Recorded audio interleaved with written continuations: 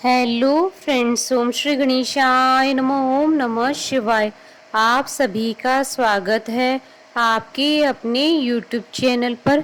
Friends, आज हम आपको इस वीडियो में बताने जा रहे हैं श्रावण मास महात्म के 16वें अध्याय की कथा के बारे में, जिसको सुनने मात्र से ही सभी सुखों की होगी प्राप्ति और होंगी सभी मनोकामनाएं शीघ्र ही पूर्ण।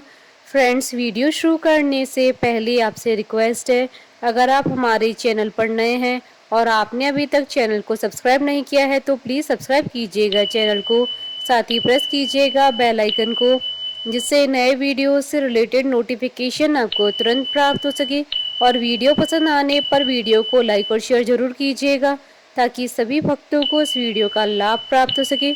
और कमेंट बॉक्स में ओम श्री गणेशाय नमः जरूर लिखिएगा। श्रावण मास महात्म सभी प्रकार के विघ्नों का नाश करने वाले तथा सारी सृष्टि का पालन करने वाले श्री गणेश जी तथा ज्ञान की दाता देवी श्री सरस्वती जी तथा सब पुराणों के कर्ता श्री व्यास जी तथा श्री गुरुदेव जी के चरण कमलों में नमस्कार करके भगवान की श्रद्धा और भक्ति रस में डूबे हुए श्रावण मास महात्म्य की कथा कहती हूँ। शीतला सप्तमी व्रत का वर्णन तथा व्रत कथा। ईश्वर बोले, हे सनत कुमार, अब मैं शीतला सप्तमी व्रत को कहूँगा। श्रावण मास में शुक्ल पक्ष की सप्तमी तिथि को यह व्रत करना चाहिए। सबसे पहले दीवार पर एक वापी का आकार बनाकर अशरीरी संज्ञक दिव्य रूप वाले 7 जल देवताओं, 2 बालकों से युक्त पुरुष संज्ञक नारी एवं घोड़ा, एक वृषभ तथा नर वाहन सहित एक पालकी भी उस पर बना दे। उसके बाद 16 उपचारों से सातों जल देवताओं की पूजा होनी चाहिए। इस व्रत के साधन में ककड़ी और दधी ओदन का नैवेद्य अर्पित करना चाहिए। उसके बाद नैवेद्य के पदार्थों में से ब्राह्मण को वायन देना चाहिए। इस प्रकार 7 वर्ष तक इस व्रत को करने के बाद उद्यापन करना चाहिए। इस व्रत में प्रत्येक वर्ष 7 सुवासिनियों को भोजन कराना चाहिए। जल देवताओं की प्रतिमाएं एवं स्वर्ण पात्र में रखकर बालकों सहित एक दिन पहले सायंकाल में भक्ति पूर्वक उनकी पूजा करनी चाहिए। प्रातः काल पहले ग्रह होम करके देवताओं के निमित्त चरु से होम करना चाहिए। जिसने पहले इस व्रत को किया है और उसे जो फल प्राप्त हुआ है उसे आप सुने। सौराष्ट्र देश में शोभन नामक एक नगर था। उसमें सभी धर्मों की प्रति निष्ठा रखने वाला एक साहूकार रहता था। उसने जल रहित एक अत्यंत निर्जन वन में बहुत पैसा खर्च करके शुभ तथा मनोहर सीढ़ियों से युक्त पशुओं को जल पिलाने के लिए सरलता से उतरने चढ़ने योग्य दृढ़ पत्थरों से बंधी हुई तथा लंबे समय तक टिकने वाली एक बावली बनवाई। उस बावली के चारों ओर थके राहगीरों के विश्राम के लिए अनेक प्रकार के वृक्षों से शोभामान एक बाग लगवाया, लेकिन वह बावली सूखी रह गई और उसमें एक बूंद पानी नहीं आया। साहूकार सोचने लगा कि मेरा प्रयास व्यर्थ हो गया और व्यर्थ ही धन खर्च हो गया। इसी चिंता में विचार करता हुआ वह साहूकार रात में वहीं सो गया। तब रात्रि में उसके स्वप्न में जल देवता आए और उन्होंने कहा कि हे धनत, जल के आने का उपाय तुम सुनो। यदि तुम हम लोगों के लिए आदर पूर्वक अपने पौत्र की बलि दो तो उसी समय तुम्हारी यह बावली जल से भर जाएगी। यह सपना देखकर साहूकार ने सुबह अपने पुत्र को बताया। उसके पुत्र का नाम द्रविड़ था और वह भी धर्म कर्म में आस्था रखने वाला था। वह कहने लगा, आप मुझ जैसे पुत्र के पिता हैं। यह धर्म का कार्य है, इसमें आपको ज्यादा विचार नहीं करना चाहिए। यह धर्म ही है जो स्थिर रहेगा और पुत्र आदि सब नश्वर हैं। अल्प मूल्य से महान वस्तु प्राप्त हो रही है, अतः यह क्रय अति दुर्लभ है। इसमें लाभ ही लाभ है। शीतांशु और चंडांशु ये मेरे 2 पुत्र हैं। इनमें से शीतांशु नामक जो ज्येष्ठ पुत्र है उसकी बलि बिना कुछ विचार किए आप दे दीजिए। लेकिन पिताजी, घर की स्त्रियों को यह रहस्य कभी ज्ञात नहीं होना चाहिए। उसका उपाय यह है कि इस समय मेरी पत्नी गर्भ से है और उसका प्रसव काल भी निकट है, जिसके लिए वह अपने पिता के घर जाने वाली है। छोटा पुत्र भी उसके साथ जाएगा। हे तात, उस समय यह कार्य निर्विघ्न रूप से संपन्न हो जाएगा।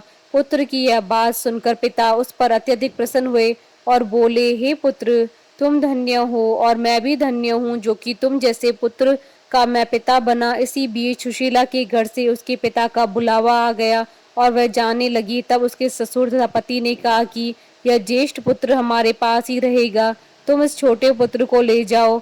इस पर उसने ऐसा ही किया। उसके चले जाने के बाद पिता पुत्र ने उस बालक के शरीर में तेल का लेप किया और अच्छी प्रकार से स्नान कराकर सुंदर वस्त्र या आभूषणों से अलंकृत करके पूर्वाषाढ़ा तथा शतभिषा नक्षत्र में उसे प्रसन्नता पूर्वक बावली के तट पर खड़ा किया और कहा कि बावली के जल देवता, इस बालक के बलिदान से आप प्रसन्न हो। उसी समय वह बावली अमृत तुल्य जल से भर गई। वे दोनों पिता पुत्र शोक व हर्ष से युक्त होकर घर की ओर चले गए। सुशीला ने अपने घर में तीसरे पुत्र को जन्म दिया और 3 महीने बाद अपने घर जाने को निकल पड़ी। मार्ग में आते समय वह बावली के पास पहुंची और उस बावली को जल से भरा हुआ देखा तो वह बहुत ही आश्चर्य में पड़ गई। उसने उस बावली में स्नान किया और कहने लगी कि मेरे ससुर का परिश्रम एवं धन का व्यय सफल हुआ। उस दिन श्रावण माह की शुक्ल पक्ष की सप्तमी तिथि थी और सुशीला ने शीतला सप्तमी नामक शुभ व्रत रखा था। उसने वहीं पर चावल पकाए और दही भी ले आई। उसके बाद जल देवताओं का विधिवत पूजन करके दही भात तथा ककड़ी फल का नैवेद्य अर्पण किया तथा ब्राह्मणों को वायन देकर साथ के लोगों के साथ मिलकर उसी नैवेद्य अन्न का भोजन किया। उस स्थान से सुशीला का ग्राम 1 योजन की दूरी पर स्थित था। कुछ समय बाद वह सुंदर पालकी में बैठ दोनों पुत्रों के साथ वहां से चल पड़ी। तब वे जल देवता कहने लगी कि हमें इसका पुत्र जीवित करके इसे वापस करना चाहिए, क्योंकि इसने हमारा व्रत किया है। साथ ही यह उत्तम बुद्धि रखने वाली स्त्री है। इस व्रत के प्रभाव से इसे नूतन पुत्र देना चाहिए। पहले उत्पन्न पुत्र को यदि हम ग्रहण किए रह गए तब हमारी प्रसन्नता का फल ही क्या। आपस में ऐसा कहकर उन दयालु जल देवताओं ने बावली में से उसके पुत्र को बाहर निकालकर माता को दिखा दिया और फिर उसे विदा किया। बाहर निकलकर वह पुत्र माता माता पुकारता वह अपनी माता के पीछे दौड़ पड़ा। अपने पुत्र का शब्द सुनकर उसने पीछे मुड़कर देखा। वहां अपने पुत्र को देखकर वह मन ही मन बहुत चकित हुई। उसे अपनी गोद में बिठाकर उसने उसका माथा सूंघा, किंतु यह डर जाएगा, इस विचार से उसने पुत्र से कुछ नहीं पूछा।